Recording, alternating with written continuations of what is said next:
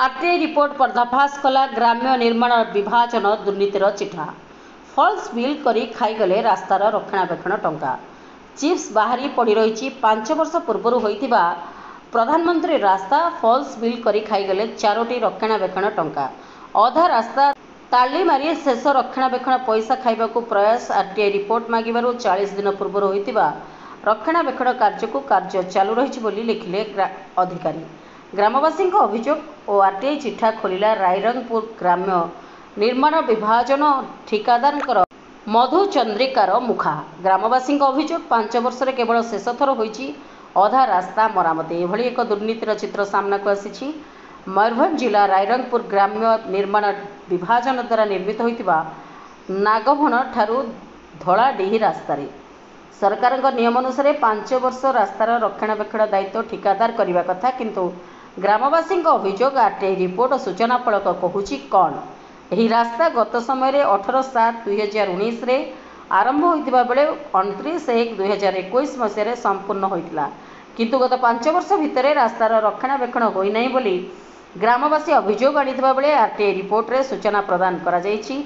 29/1/2022 मसीह 94,000 टंका व्यय प्रथम रक्षणाबेक्षण, 29/1/2023 मसीह 1,03,000 टंका व्यय द्वितीय रक्षणाबेक्षण, 29/1/2024 मसीह 1,03,000 टंका व्यय तृतीय रक्षणाबेक्षण, 29/1/2025 मसीह 1,57,000 टंका व्यय चतुर्थ रक्षणाबेक्षण करा जाउछि बोली दर्शा जाइछि। पंचम रक्षणाबेक्षण कार्य गत एप्रिल 22 रे होइतिबा बेले आरटीआई रिपोर्ट मागिबारु ताहा चालू अछि बोली सूचना प्रदान करा जाइछि, किंतु ग्रामवासी कहिसंती कार्य होई नाही। गत एप्रिल 22 रे नोट कैमेरा रे उठा जाइथिबा सूचना फलक को रक्षणाबेक्षण कोठरी पड़िछि फांका, किंतु तार अल्प किछि दिन परे नोट कैमेरा रे उठा जाइथिबा फोटो को देखंतु एका थरके 4टी बिल। एटी प्रश्न उठुछि जदि ग्राउंड जीरो रे कार्य आरटीआई सूचना अनुसार होइथिला तेबे सूचना फलक रे सेतेबेले न लेखि गत मे मास 21 तारिख लेखिले काहेकि। एथिरु स्पष्ट अनुमेय जे प्रधानमंत्री सड़क रक्षणाबेक्षण केवल ऑफिस भितर हेउछि, ग्राउंड रे नाही। ग्रामवासी अभियोग आरटीआई रिपोर्ट रे दर्शा जाइथिबा तारीख सहित सूचना फलक मैच न करिबा तथा रास्तार अवस्था एवं रक्षणाबेक्षण कार्य चालुथिबार कौनसी फोटो रही नथिबा समस्त चित्र दुर्नीतिर स्पष्ट चित्र बयान करुछि। तेणु एसबू को दृष्टि में रखी कड़ा तदंत करी दुर्नीतिग्रस्त अधिकारी और ठिकादार उपरे दृढ़ कार्यानुष्ठान ग्रहण करने सहित रास्ताटी को पुनर्निर्माण करने को ग्रामवासी माने दाबी करिसेंती। एही समस्त तथ्य को गुरुत्वारोप करी जिला प्रशासन तथा सरकार उच्चस्तरीय पदक्षेप ग्रहण करुछंती कि नहीं अपेक्षा रहिछंती ग्रामवासी। मोर नाम है संजय बैठा, नागभण रखा से घर हमर। ए जो नागमण रखा रास्ता ए रास्तार वर्तमान आपण मानकर कोन सुविधा रही? ए रास्ता 5 वर्ष आगु रिपेयर बनीला आ प्रत्येक वर्ष को मेंटेनेंस हवा कथा, 5 वर्ष धरिक मेंटेनेंस हवा कथा, कौन सी वर्ष मेंटेनेंस होनी। ए वर्ष जदि 40 दिन आगे मेंटेनेंस होता सेटा भी खाली टिके टिके खाली गात गा जस्ट भराई, जस्ट हल्का हल्का भराई किछि जीरो मेंटेनेंस है, किछि मेंटेनेंस होनी। बिल गुड़ा खाली सब रिपेयर बिल गुड़ा सब उठी जाइए। आमे चाहूँ गाँ समस्ते रास्ता आउ थे पुणी थर रिपेयर हो भल करी ढाड़ा हो रिपेयर पिछुटा आबे आम जावासवाप हमको सुविधा हम। आम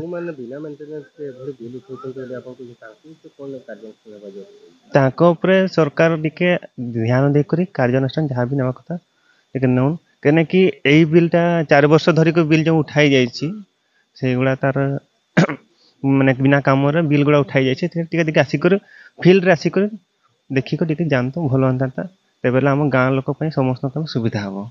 मु प्रदीप कुमार महंतो नागभण गाँव रास्ता नहीं कौन समस्या रही?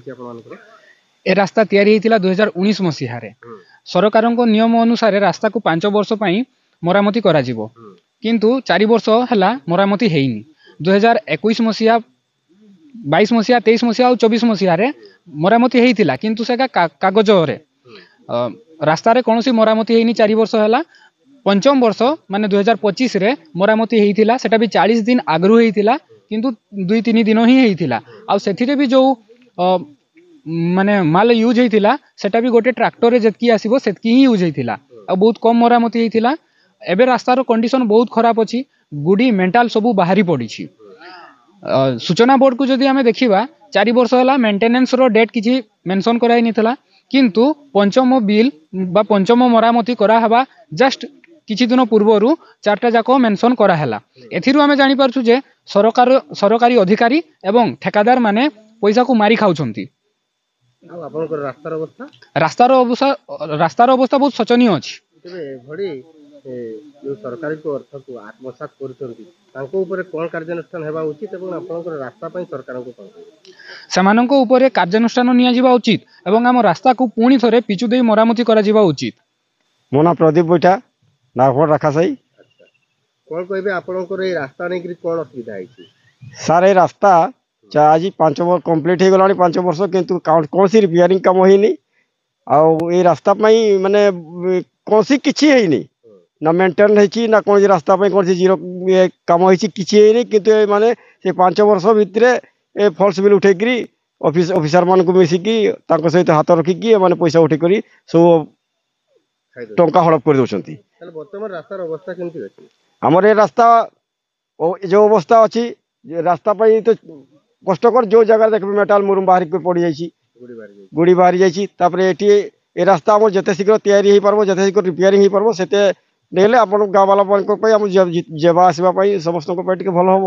तेबे सरकार नियम अनुसार रास्ता कंप्लीट हेबा परे 5 वर्ष रिपेयरिंग हेबा कथा एवं 5 वर्ष रिपेयरिंग भितर घाट कतरिबा नहीं कि विभिन्न प्रकार रंग मारिबा रास्तार समस्त प्रकार रक्षणाबेक्षण दायित्व रुहे किंतु आपन को कहबा अनुसार थरे भी मेंटेनेंस सही नहीं कौन सी काम देखु तो घास ड्रेन किछि सफाई नहीं जिना रंग मारा है ना चून मारा है किछि हेनी केवल माने से कागज पत्र ऑफिस नहीं बिल उठे खाई दौरान एमानकर से जंत्री आपंकर ठिकादार और जो ऑफिसर अच्छा से कौन सी गोटे कार्य अनुष्ठान ग्रहण करा जाऊ सरकार को अनुरोध एवं ए रास्ता पुनरुद्धार करा जाऊ पुनर्काम होतरे करा जाऊ।